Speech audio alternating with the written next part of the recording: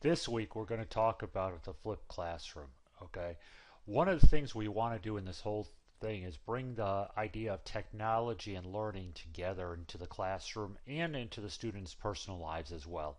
So we've been talking on and off, and you've been hearing the word the flipped classroom. In this lesson, we actually want to talk about what the flipped classroom is. Okay, the flipped classroom is the idea, it has actually turned education over. Okay, many educators are experimenting with the idea, and we have to understand why everyone's talking about it and what it does. Okay, the traditional classroom, you know it, we deal with it just about every day. You have a lecture today, homework, you might be doing some reading, end of chapter questions, it's due tomorrow. Okay, the teacher's role, for lack of better terms, sometimes is the sage on the stage. That doesn't mean that there aren't excellent teachers out there, but you're still in that same model where you're doing your lesson in class and the students are doing their homework, which is a lot of times based on the lesson, or the other activities, worksheet activities, reading activities at home.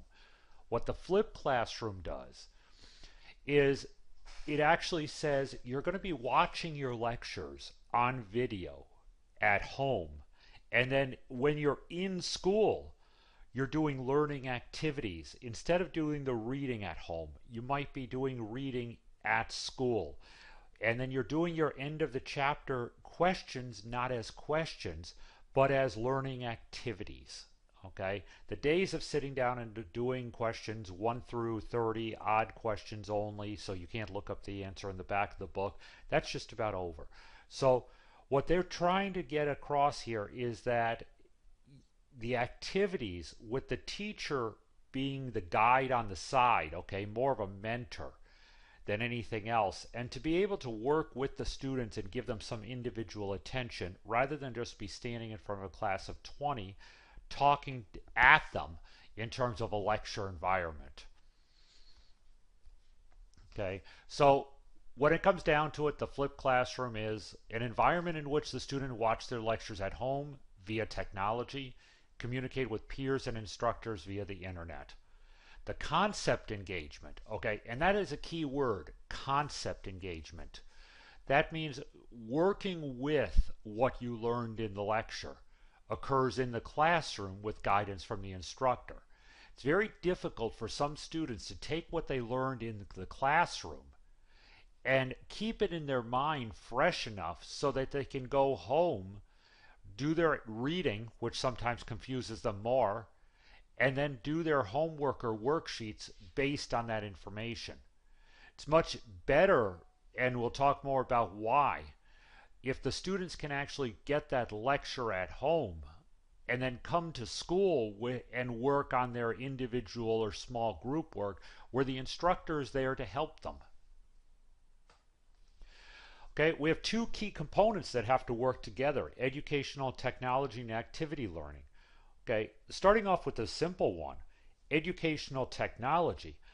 It's the iPads, it's the laptops, it's the Moodle, it's the M portfolios. It's all of this environment has to be there working, and the instructors have to know what to do with it because they have to be able to train the students. Okay, without the educational technology, the whole concept of the flipped classroom will not work. Okay, and the students have to actually be excited about this idea. They're learning in a modern environment. Okay, and the way we make this exciting is by using the second component, which is activity learning. Think about what we mean by activity learning. Is sitting down, reading 60 pages in a book, and then doing 20 end of chapter questions, is that activity learning? No, probably not. Is coming in and talking about the key points in a textbook chapter in a group area, maybe doing something hands-on having to do with that, doing a search for answers in small groups, doing a scavenger hunt type activity, everything surrounding those concepts that you just did. And in our environment, the labs, shops, classrooms, clinicals, Is that all activity learning? Yes, it is. So what if we had more time for that activity learning because of the use of technology? See, there's a circle that happens here. Okay? So we talk about on the theory side, and you know there's theory to just about everything out there. Well, educational theory actually has done a study of the flipped classroom, and I am using some pictures in this from Ohio State University with permission to provide this training. Um, you can go to just about any website that has educational technology and talks about this stuff, and the authors of this stuff are really great about allowing things to be used. But so we take a classroom flip. Okay, we use educational technology which influences the learning environment. The learning environment is the classroom. Again, by using the classroom flip, it provides more time for learning through activities in the classroom, which again influences the learning environment. The traditional classroom severely limits what is known as concept engagement or small group activity. So much of the time in the classroom is spent in the lecture environment. And we also can't ignore this happens at Porter and Chester. Okay, you go around to some programs and the entire day they might be in lecture. Okay, while some other programs have very little lecture time. So we have to look at that. Okay, the traditional classroom is limiting this engagement or this activity. That's part of what the flipped classroom is trying to solve. So one case study, this is in a K to 12 schools. It's in a high school environment. So what happened was teachers created 3 videos a week. The student watched the 5 to 7 minute video at home or in school if they didn't have internet access at home. And class time was spent doing labs or interactive activities that illustrate the concepts. Now, again, what's really neat about this is that the students liked it because they received instant feedbacks. Okay, when they're in school doing these activities, doing these learning activities that traditionally have been done at home, teachers have more time to help the students and explain the difficult concepts. What they're getting in lecture 9 out of 10 times is not a difficult concept. It's the basis for the learning of these other difficult concepts. The students don't get frustrated. Many students, before they started this whole flipped classroom process in this school district, got frustrated with it, got frustrated doing homework. They couldn't figure something out. They had no one to turn to help. Well, the flipped classroom, the instructor's right there, again, sort of guiding from the side. They see someone getting frustrated, someone asks a question, they have the ability to guide from the side. Okay, teachers have the ability to, in a flipped classroom, revisit concepts with students that they don't understand.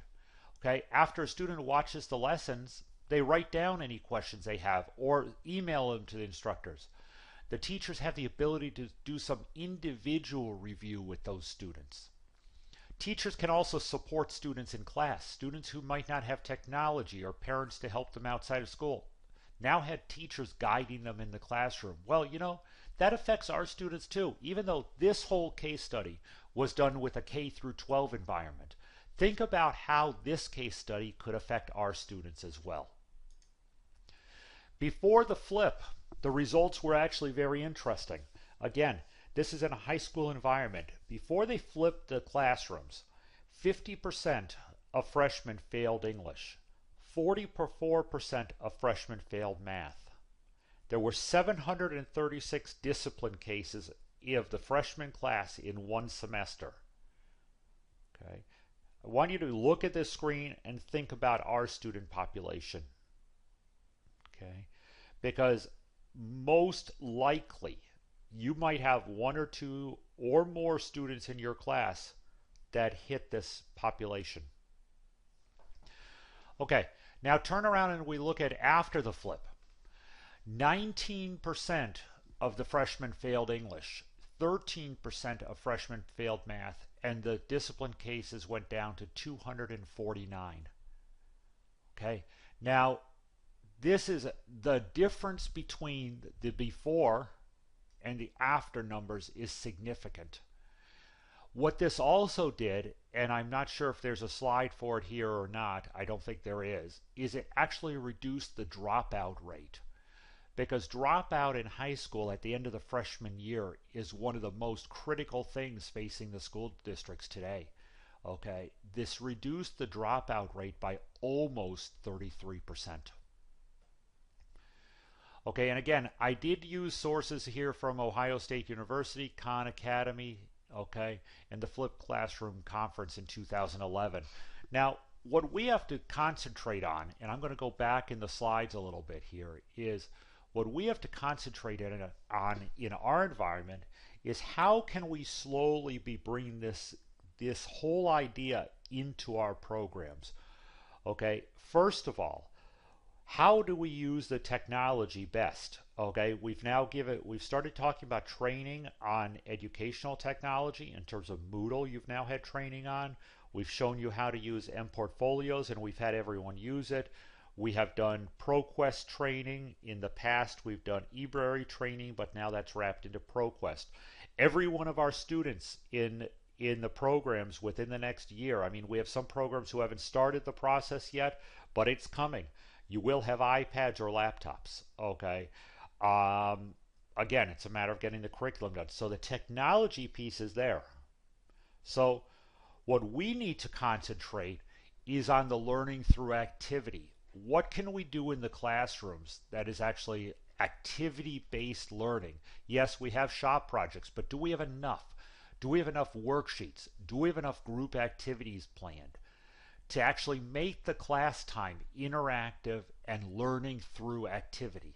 Our students learn much better through this approach, okay, with activities than this approach.